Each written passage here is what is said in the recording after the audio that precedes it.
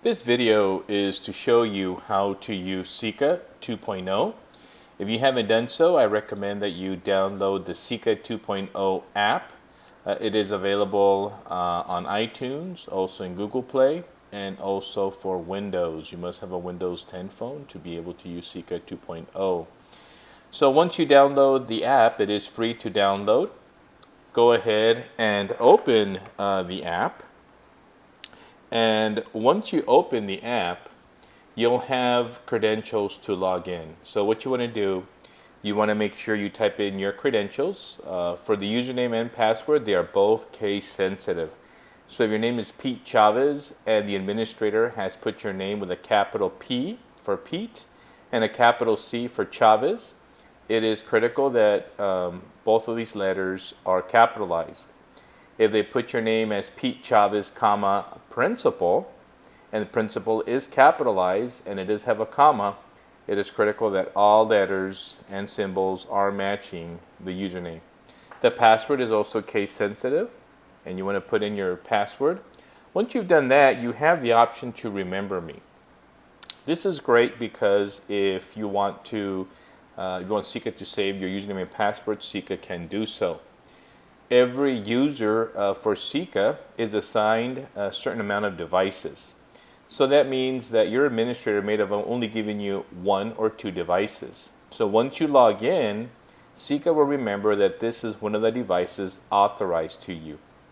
The beauty with this is if the administrator gives you only 1 device and you log in to SSICA, a student sees your credentials, downloads the app, and they try to log in, they will not be able to because your account is only authorized for 1 device.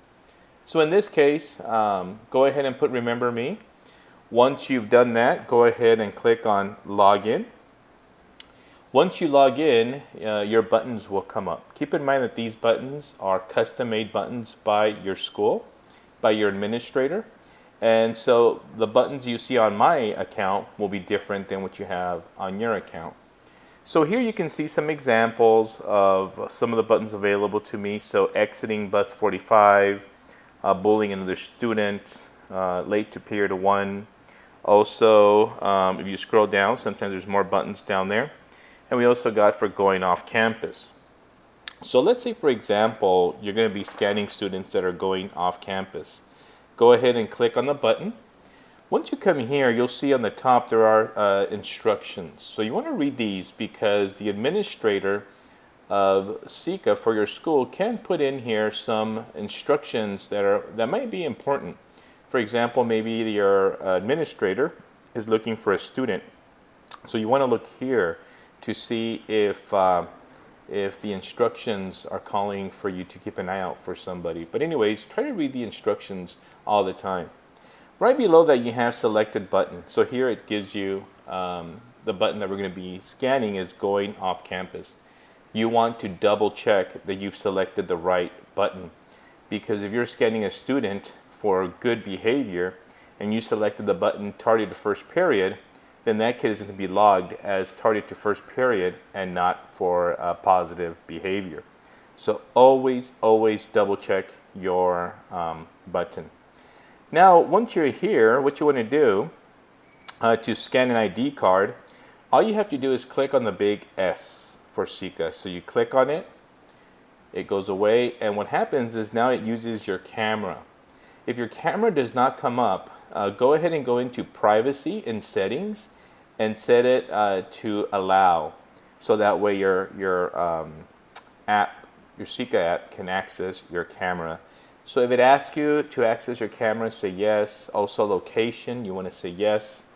So what you want to do is once you open this up and you're ready to begin scanning, what you're going to do is just put the barcode right under the camera. Information will pop up and then you're ready to scan for the next student. So if the scan is green, that means that everything is good to go. But as you saw, it was pretty quick.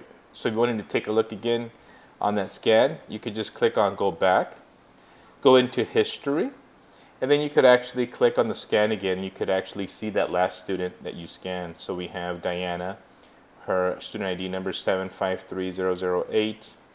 There are grade level and some notes in here. Once you're done, just go ahead and click OK, just to kind of verify the student that you just scanned. But going back to scan, we're back here where we were at the beginning after logging in and selecting our button.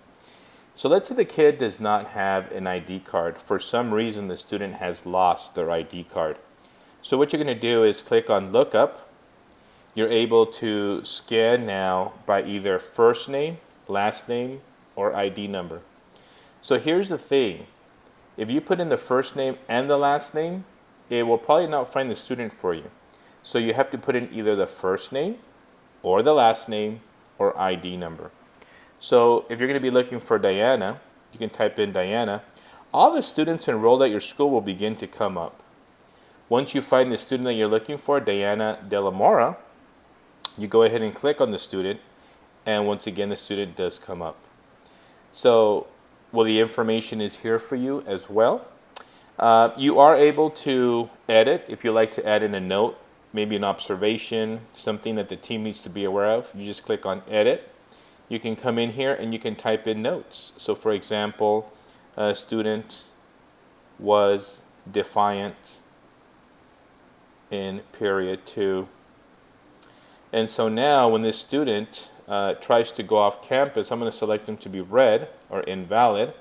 Once I do that, then go ahead and update student data, and you will actually now have updated that information. So when that student is scanned again, that student will now come up red and will not be allowed to go off campus because the student was defiant in second period.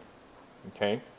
So there's something else here on the button, sync button to device. So this is an important function if, for example, maybe you have a device that has no internet, but you are using the Wi-Fi at the school. And sometimes you need to go scan in areas where there's no Wi-Fi. So what you want to do is you want to sync button to device. That means that when you do this, all the information for that button is downloaded into your device.